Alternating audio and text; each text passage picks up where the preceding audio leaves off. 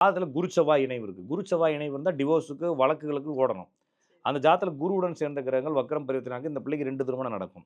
அந்த பையனுக்குமே வந்து அந்த ஜாதகத்துல வந்து செவ்வாயுடன் சேர்ந்த கிரகங்கள் வக்ரம் பரிவர்த்தனை இந்த பையனுடைய, இந்த பொண்ணுடைய கணவனுக்கு 2 திருமணம் நடக்கும். அப்படிங்கிறப்ப இது ஆட்டோமேட்டிக்கா என்ன செஞ்சுருது, இவங்க என்னதான் லவ் பண்ணி கல்யாணம் பண்ணாலும், லவ் பண்ணாம கல்யாணம் பண்ணாலும் இவங்கள பிரிச்சு விட்டு வேற ஒரு திருமணத்த செய்யுது.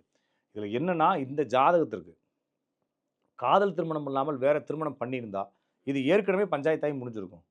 நெறைய பேருக்கு ஜாதகம் ரொம்ப குழப்பமா இருக்கும். ஆனா, காதல் திருமணம் பண்ணதுக்கப்புறம் கொஞ்சம் சண்டை போட்டு அப்படியே ஓட்டிட்டு இருக்கிறத பார்க்குறேன்.